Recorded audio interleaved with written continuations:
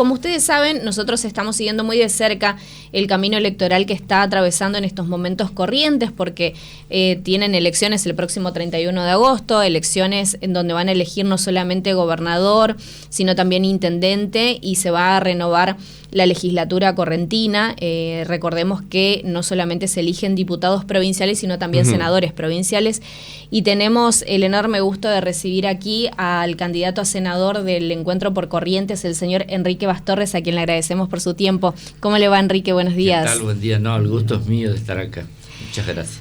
Bueno, se cruzó el puente. Somos hermanos nosotros con Corrientes. Nosotros nos sentimos una gran metrópolis. ¿Lo ve usted también así? Sí, pero absolutamente. Mire, yo he trabajado muchísimo cuando me tocó desempeñar el cargo de ministro de Hacienda. Siempre tuve la concepción de que esto era el gran Corriente y gran Resistencia, era una consolidación que había que lograr vincular racionalmente para darle, mire, un ejemplo muy sencillo. ¿Qué estudiante correntino no trata de encontrar una estudiante chaqueña o un estudiante chaqueño no trata de encontrar una estudiante correntina? Los lazos de institucionales, los lazos culturales, los lazos de la universidad, que es el ejemplo claro es la universidad. La formación de nuestros jóvenes tiene un ida y vuelta permanente a través de este puente que ha quedado chico frente a las necesidades de más de 2 millones de personas que necesitan estar en contacto. ¿Cuántas familias se han conformado en 50 años de vida del puente? Creo que desconocer esa realidad es como mirarse el ombligo. Y verdaderamente a ambas márgenes del río Paraná se trabajó muchísimo para que este vínculo se consolide con el segundo puente y demás. Y más allá de algunas cuestiones particulares, es una gran necesidad, porque el puente no solamente vincula a estos dos pueblos hermanos, sino que vincula la relación este-oeste, desde Itajaí, Paranaguá, Porto Alegre, que son los 3 puertos más importantes sobre el Atlántico de Brasil, y Antofagasta, Iquique. El corredor bioceánico, el único vínculo más dificultoso es el puente Chaco-Corrientes, y la única vía férrea faltante en todo ese tramo es Posadas-Corrientes, así que imagínense la importancia de este vínculo para el desarrollo, ¿no? De que tener esta relación este-oeste tan importante. Ni vamos a hablar de lo que significa trasladar al sudeste asiático la producción cerealera en 4.000 millas marinas. Imagínense cuántos puentes podríamos construir con esos recursos. Pero bueno, esta es la situación que tenemos, y la verdad es que cada vez que paso por el puente se me llena la cabeza de preguntas ¿por qué no podemos avanzar con el tema de la hidrovía y el puente, que es una cosa tan central para el desarrollo, ¿no? Sin duda, sin duda. Bueno, queremos preguntarle respecto de su candidatura en esta oportunidad, pero en principio hablar sobre Encuentro por Corrientes. ECO, como lo conocemos en Corrientes, ¿no? En este nuevo escenario electoral, ¿cómo podría definir la propuesta de ECO, que viene con alianzas muy interesantes? Básicamente esto es la continuidad de un proyecto político que siempre fue fundador en Corrientes, desde una alianza que generó muchísimos cambios desde el punto de vista institucional. No olvidemos que a partir de ECO se concluyó la triste etapa de las sucesivas intervenciones en Corrientes. Nosotros en el 2001, que fue cuando se comenzó esta idea política liderada por Ricardo Colombi, teníamos que reconstruir prácticamente todo. Teníamos una crisis social, económica, política, y hubo que reconstruir hasta las instituciones, recrear la justicia, porque la intervención federal había afectado a los 3 poderes, ¿no? Una cuestión inédita, y también a los municipios. Así que en ese proceso de reconstrucción se tomó la idea de construir una alianza política muy amplia, Yo creo que fue un fenómeno extraño a nivel país porque dos partidos de raíz popular y nacional, como el radicalismo y el justicialismo, se juntaron en esta primer alianza que se construyó en el 2001, Ricardo Colombi y ya el extinto Botón Galantini, que a través de la gestión de todos los intendentes construyeron esta alianza que generó muchos cambios en la provincia y fundamentalmente sacó del endeudamiento crónico y de las crisis profundas del divorcio entre la actividad privada y la pública. Se pudo llegar al equilibrio fiscal y a la reconstrucción institucional de estos elementos tan importantes para el desarrollo.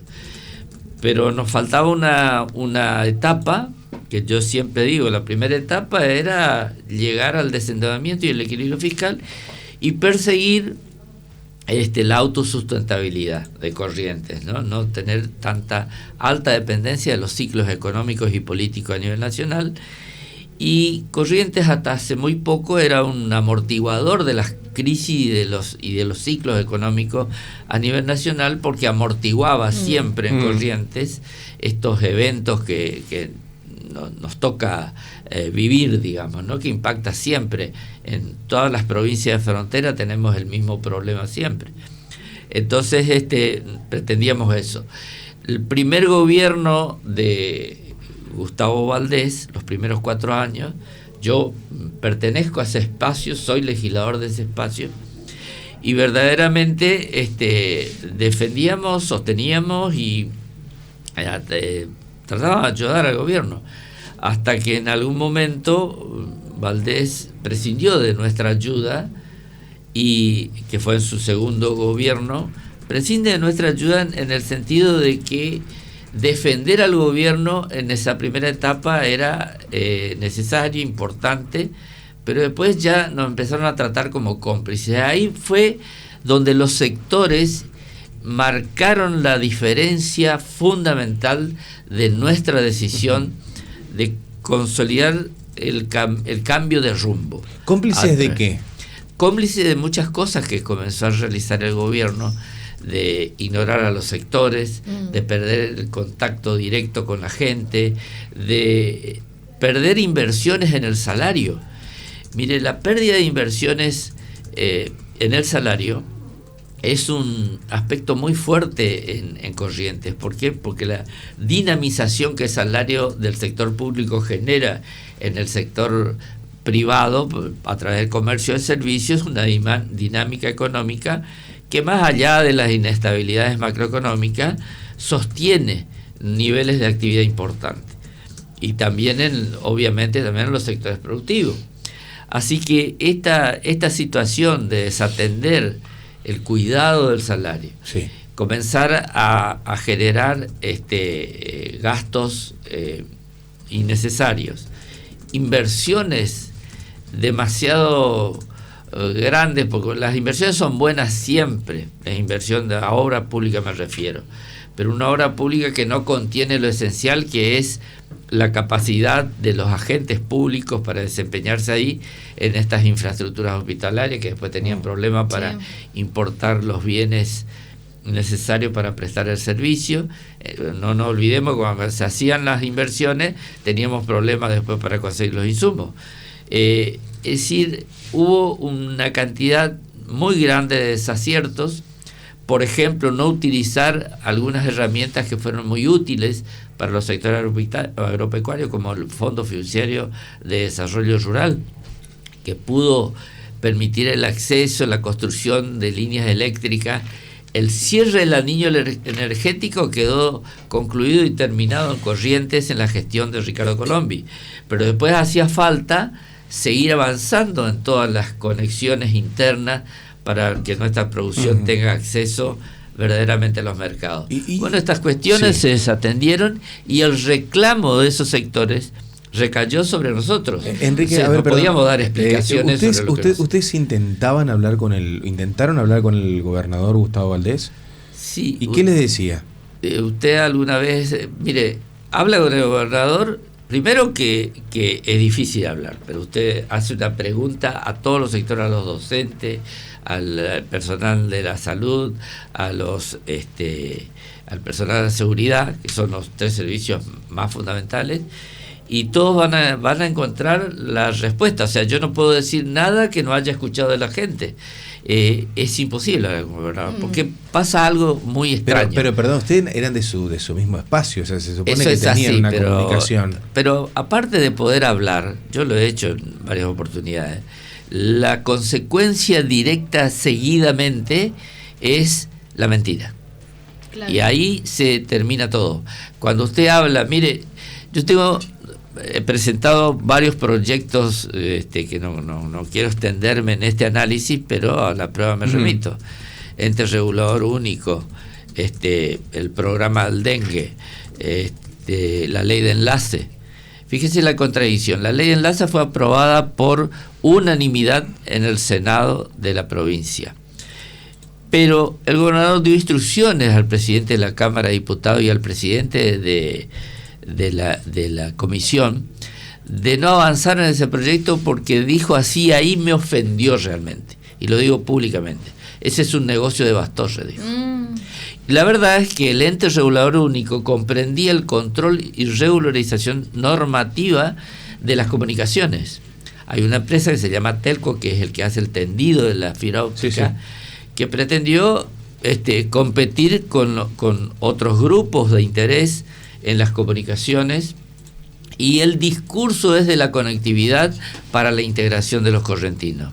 Nada de eso ocurre, porque usted recorre, habla en la escuela y tienen dificultades de conectividad. Entonces, ¿por qué? Porque el ente regulador sirve para que usted, si ha contratado un servicio de internet, le respeten la cantidad que usted contrata. Bueno, si nosotros avanzamos en ese proyecto, seguramente el gobernador, y así lo digo abiertamente, tiene problemas para que se revise la prestación del servicio de Telco, seguramente, donde está el hermano. Entonces, vamos a ser claros. Yo cuando afirmo una cuestión es porque he constatado los hechos. Bien. Entonces, estas llamadas indirectas del gobernador a funcionarios de la Cámara de Diputados para obstruir una norma y endilgarme algo, a algo que yo cuido mucho, que es mi trayectoria, mi conducta de cerca de 12 años siendo ministro con todos los gobernadores de la provincia, me parece que eso es ofensivo. Entonces yo dije, hasta acá llegué, no puedo ya más sostener esta situación donde nos endilgan cosas que no hacemos. Quiero aprovechar el tiempo, Enrique. Permíteme. No, está bien, pero lo que quería preguntar, esto que me parece que es sumamente importante, porque recién usted hablaba de recorrer un poco y demás, cuando uno recorre, ve determinadas cuestiones. Usted recorre las calles, me imagino, ¿no? Y habla con los vecinos. El interior de la provincia, básicamente. Y ve lo que sucede. ¿Cuáles son, según usted, las principales urgencias que hoy tiene la provincia de Corrientes? Básicamente la recomposición salarial de los trabajadores del Estado. Hemos perdido posiciones en ese sentido. Nosotros estábamos en la mitad de la tabla cuando cuando se fue Ricardo Colombi del gobierno, que nos había costado muchísimo por recomponer el salario y mantenerlo en una situación media, digamos. Es muy importante porque usted a través del salario sostiene la obtención y la calidad del servicio. Mire, hay que mirar al salario como una inversión, porque es a través de la posibilidad de consumo que tiene ese agente público y la prestación que hace. Claro. Si no, usted tiene un médico que si le remuneran mejor en el Chaco, se viene para acá. Esto es sencillísimo, porque tiene muy cerca otra oferta de servicio. Pasa con los docentes mucho. Pasa con los docentes. Hay muchos docentes que vienen a prestar servicio acá. Entonces, es una necesidad casi de mercado, se puede decir, ¿no? Entonces, usted tiene que sostener, porque en un momento se nos iban los médicos de alta especialización del cardiológico, buscaban otros horizontes, porque lógicamente sostener eso, que es una entidad señera en nuestra provincia. El cardiológico es un ejemplo de calidad. Sí. Y entonces usted tiene que cuidar la remuneración de esos equipos tan sofisticados y tan buenos. Bueno, primera urgencia, salario. Después, salario es lo principal que tenemos que recuperar, que lo tenemos que hacer gradualmente. Después la otra cuestión, la relación con los sectores. Mire, la desconfianza entre el sector público y el sector privado genera fisuras que después es muy difícil remendar. Y solamente se puede hacer desde la ejemplaridad del Estado o del sector público. El funcionario público tiene que dar el ejemplo para recrear confianza. Y ahí las políticas públicas van a funcionar. Pero cuando usted se corta solo, hace las cosas en una sola dirección, con mucho yoísmo, a lo mejor nadie dice nada desde el sector privado, pero el ánimo no es el mismo. Entonces sí, se va a obtener aplausos, acompañamiento, palmadita en la espalda, pero la verdad es que la aceptación de ciertas políticas públicas no van a prosperar. Esto es una falencia que tiene el gobierno, que ha centralizado en la figura del gobernador todo. Entonces, ahora está muy preocupado porque no ha empoderado a sus ministros para que puedan desempeñarse adecuadamente. Todos tenían que consultar con él y no puede un gobernador atender todas las cuestiones en sí mismo. Para eso están los ministros. Bueno, entonces fue una falencia de gestión que le generó muchos problemas. Falta de presencia, falta de desempeño en muchas áreas, las críticas que uno escucha sobre, yo no quiero personalizar absolutamente en ningún ministro porque no es responsabilidad de él, la responsabilidad es exclusivamente de Gustavo Valdés. Claro, unilateralmente es el que decide. Así es. Y después tantas otras cosas, como por ejemplo, la provincia de Corrientes necesita tener una solvencia fiscal y financiera acorde al sostenimiento de la amortiguación de los ciclos económicos nacionales, como yo decía. Y la verdad que construyó una especie de fondo anticíclico medio raro por decreto, donde se utilizan los fondos del sector público para hacer transacciones en bursátiles y en la Comisión Nacional de Valores queda registrado toda esta operativa. Y la verdad que lo clásico y lo razonable siempre es mantener el FUCO, el Fondo Unificado de las Cuentas Públicas, intacto en el banco como herramienta de sostén solvente para el funcionamiento de la economía local. Y la verdad que, bueno, esas otras cosas también que son muy técnicas, pero que ya se advierten, que la cartera de préstamos del Banco de Corrientes ha pasado a engrosar su orientación hacia el consumo. Entonces esto genera otro grave condimento a la capacidad de adquisición de bienes y servicios de ese sector, porque se endeudó con el banco. Entonces, claro, las tarjeteras y el financiamiento del consumo a través de las tarjeteras reduce la posibilidad de consumo. Entonces se comienza a producir un cuello de botella ahí. Por un lado se atrasa el salario y por otro lado se endeuda más el agente público. Hoy tenemos un promedio de endeudamiento demasiado alto. Entonces hay que reorientar eso. Por eso reorientar el rumbo significa el Estado como titular de las acciones del banco debe poner la proa en segmentar el crédito de inversión, la utilización de los fideicomisos para el desarrollo. Todas estas cosas tienen que tener una orientación desde la máxima autoridad de la cartera de Hacienda, con la bendición política del gobernador. Y esto no está ocurriendo porque lamentablemente le tengo que decir que la cartera de Hacienda tiene graves problemas de convivencia, porque funcionarios que responden al gobernador, funcionarios que saben, deben competir con las preferencias personales. Enrique, yo creo que faltó ahí, seguramente lo tenés en mente, lo que tiene que ver con los servicios, porque las boletas de luz son impagables ahí en Corrientes. Bueno, esa es otra cuestión también, ¿no? Nosotros tenemos un sistema donde Camesa da un menor precio de compra de la energía por las regalías. Pero después la empresa de energía debe depositar esos fondos al Tesoro de la provincia. En la estrangulación del crecimiento que produjo en la demanda de servicio por esta eliminación de tarifas a nivel nacional, hizo que en la salida del servicio se encareciera demasiada la luz, el servicio energético, porque pasamos abruptamente a una ley de mercado. Bueno, no le dio tiempo a la provincia por tener atrasados los salarios, amortiguar este efecto. Entonces, lógicamente ahí ya el trabajador perdió por 3 partes: por el atraso salarial, por el endeudamiento a tasas siderales y al encarecimiento de los bienes de servicio. Y esto es una cuestión letal para el funcionamiento del Estado en corriente. Hay que corregir eso, hay que hacerlo con dedicación, con esfuerzo.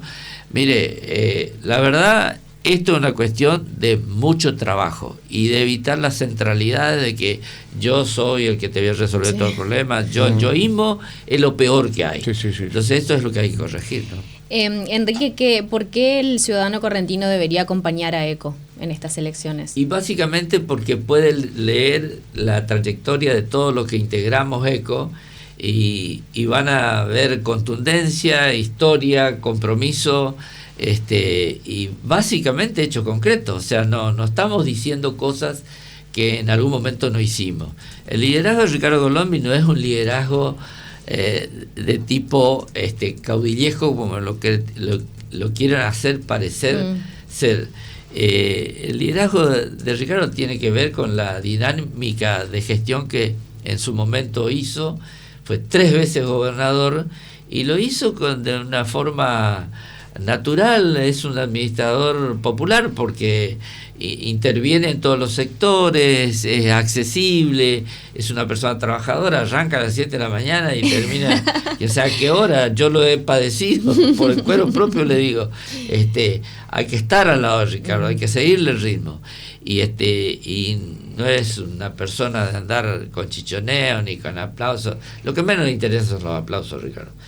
Y esto es una cuestión muy diferente en el contraste de las opciones que se presentan, porque primero que a Ricardo lo conoce todo el mundo, y él conoce todos los sectores del territorio provincial, es muy caminador.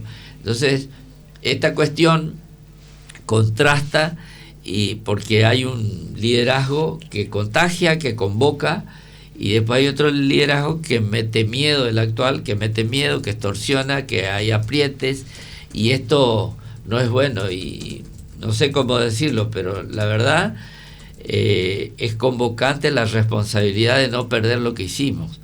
O sea, porque hay una línea media donde uno tiene que, sí, uno puede tolerar matices, puede tolerar la impronta personal de nuevos dirigentes que salieron de nuestro propio sector.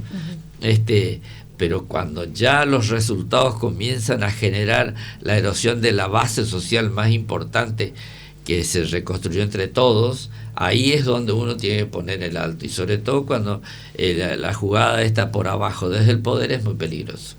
Enrique, a través de usted lo comprometemos a que nos visite Ricardo Colombi en el programa. ¿Cómo no? Por Con favor. Mucho gusto. Sabemos que él es como muy reacio a los medios a veces, porque él prefiere salir a caminar en los barrios, a recorrer el interior, pero si nos regala unos minutos. Sí, con todo gusto. Yo lo voy a charlar con él. No le garantizo nada, pero él es así, es una persona muy parco, es muy de pocas palabras, pero yo creo que se da a entender suficientemente, tiene mucha experiencia política.